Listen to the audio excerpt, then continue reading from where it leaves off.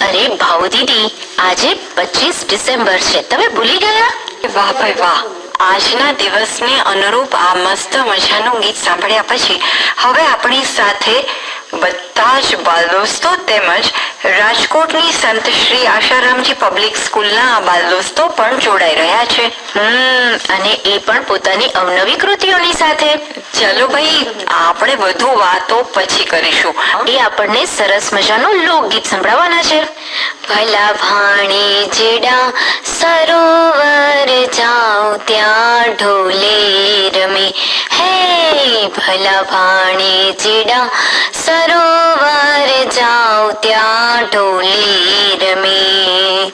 ડોક કેરો કડલો લઈ ગયો વિઠલો ને ડોકે હું અડવી થઈ રે ભાણી જેડા સરોવર, હે સરોવર જાઓ ત્યાં ઢોલે રમે, હે ભલા ભાણી જેડા સરોવર જાઓ ત્યાં ઢોલે રમે.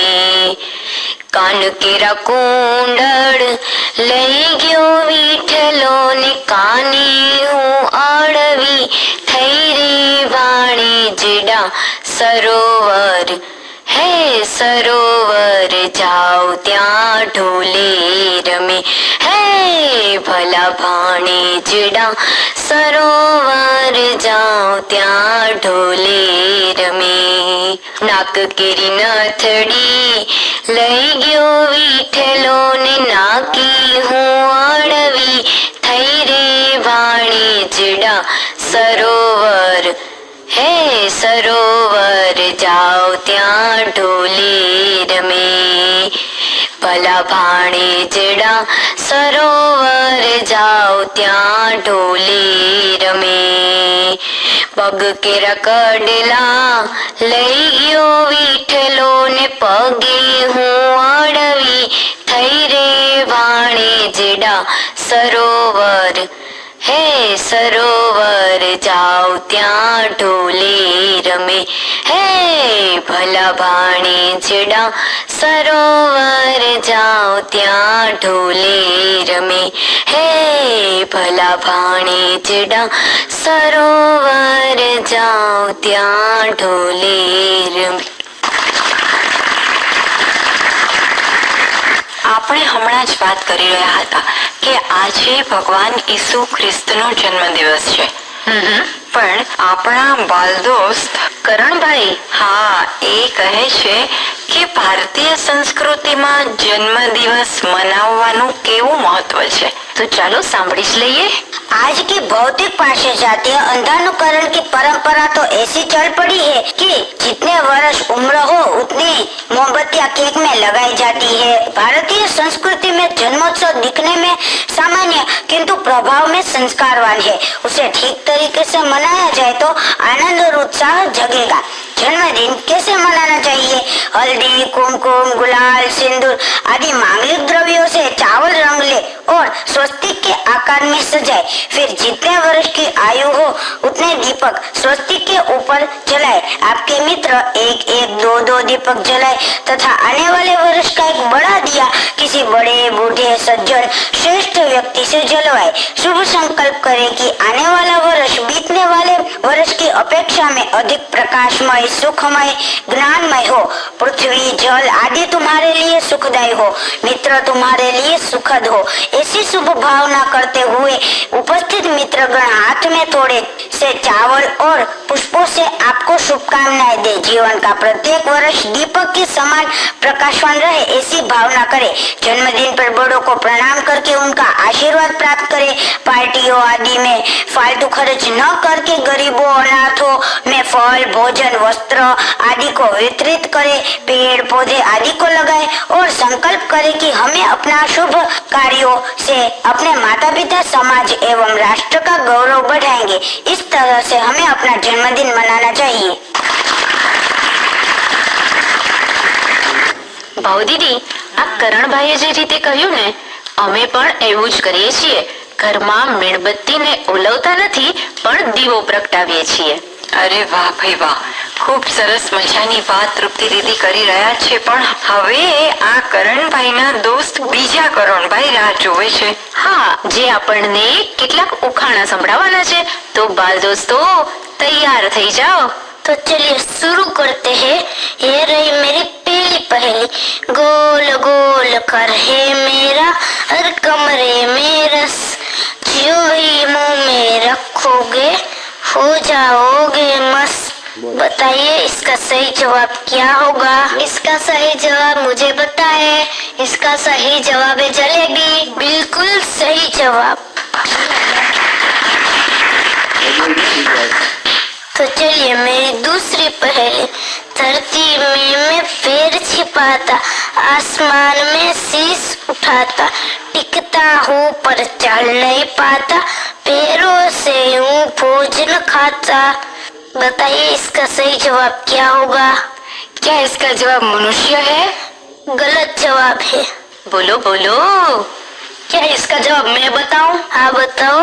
क्या इसका जवाब पेड़ है? बिल्कुल सही जवाब. तो चलिए मेरी तीसरी पहेली. 3 अक्षर का मेरा नाम, सिर के ऊपर मेरा स्थान, अंत कटे तो पग बन जाऊं, मध्य कटे तो पड़ी रहूं. बताइए इसका सही उत्तर क्या होगा? क्या इसका सही जवाब पगड़ी है? बिल्कुल सही उत्तर. तो चलिए मेरी चौथी पहेली. पहाड़ है पर पत्थर नहीं, नदी है पर जल नहीं, शहर है पर जीव नहीं, जंगल है पर पेड़ नहीं. बताइए इसका सही जवाब क्या होगा? क्या इसका जवाब नक्शा है? बिल्कुल सही जवाब. तो चलिए मेरी पांचवी और आखिरी पहेली. कागज का घोड़ा, धागे की लगाम, छोड़ दे धागा तो करे सलाम. बताइए इसका सही जवाब क्या होगा? બોલો બોલો બચ્ચો. जरा दिमाग में जोर डालिए. बिल्कुल सही जवाब.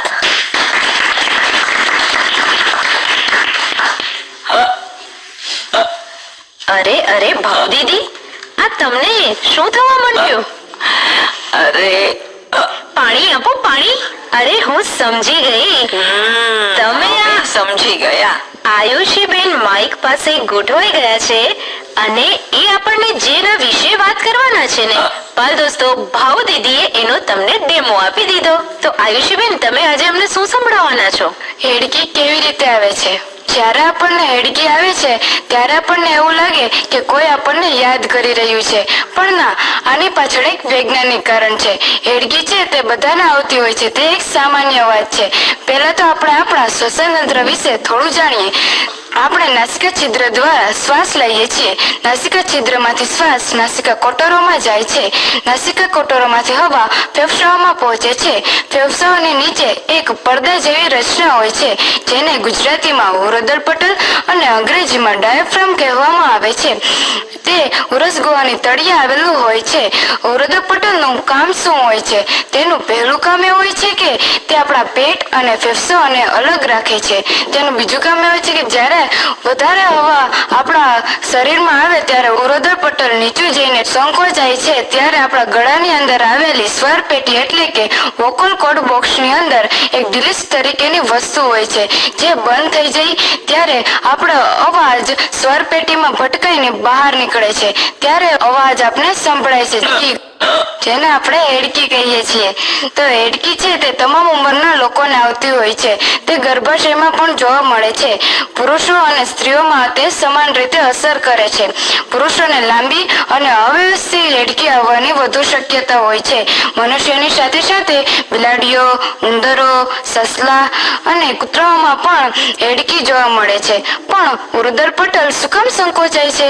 તે એક પેનિક નર્વથી કનેક્ટ હોય છે. તે નર્વમાં જ્યારે ઇરિટેશન આવે ત્યારે આપણને તેમાં સંકોચન જોવા મળે છે અને એ કિસ્સાઓમાં હેડકી જોવા મળે છે. હેડકીની અવધિ કેટલી હોય છે? હેડકી છે તે સામાન્ય રીતે 30 મિનિટથી ઓછા સમય સુધી ચાલે છે. તો એડકી આપણને ક્યારે આવે છે, તેના કારણો શું હોય છે? તો કે જ્યારે તમે ઝડપી ખાઓ, સાવ પેટ ભરીને ખાઓ, કે જ્યારે ખોરાક અન્નનળીમાં અટવાઈ જાય ત્યારે, અને આપણે જોરથી કે લાંબા સમય સુધી હશે ત્યારે પણ એડકી આવી શકે છે. જ્યારે કોઈ વ્યક્તિ ટેન્શનમાં હોય, સ્ટ્રેસમાં હોય, કે ડરેલો હોય, કે પછી એક્સાઇટેડ હોય, કે નર્વસ ફીલ કરતો હોય, ત્યારે પણ એડકી આવી શકે છે. એડકી મટાડવા માટે ઘણા બધી ઘરગથ્થુ રીતો છે, જેમ કે થોડીવાર મોઢું બંધ રાખો, પાણી પીવો, કોથળીઓમાં ફૂંક મારો, કે શોક ટ્રીટમેન્ટ આપવાથી પણ એડકી મટી શકે છે. એડકીની સારવાર માટે સંપૂર્ણ શ્વાસ બહાર કાઢો, પછી એક ઊંડો શ્વાસ લો.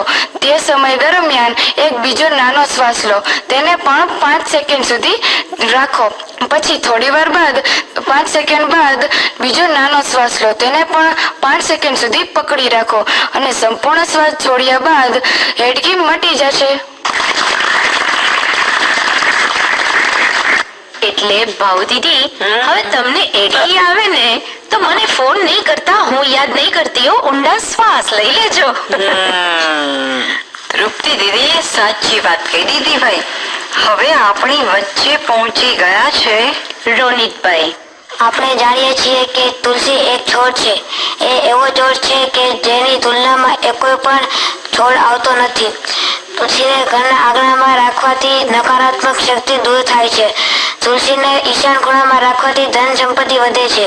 તુલસીના અનેક ફાયદાઓ છે, જેમ કે શારીરિક સ્વાસ્થ્ય, માનસિક સ્વાસ્થ્ય, બૌદ્ધિક વિકાસ, આધ્યાત્મિક ઉન્નતિ, સદગતિ વગેરે એના કેટલા પણ ફાયદાઓ છે. ભાવ દીદી, આ તુલસીની વાત નીકળીને એટલે બાલ દોસ્તોને એ પણ કહી દઈએ કે ભાઈ શિયાળામાં તુલસી ખાતા રહેજો, એનાથી તમને શરદી, ઉધરસ, કફ કંઈ જ નહીં થાય.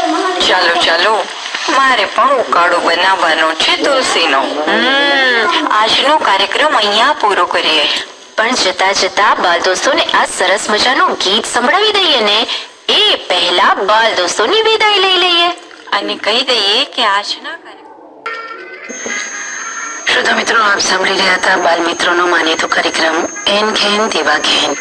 આ સાથે જ આ કાર્યક્રમ અહીં પૂરો થયો.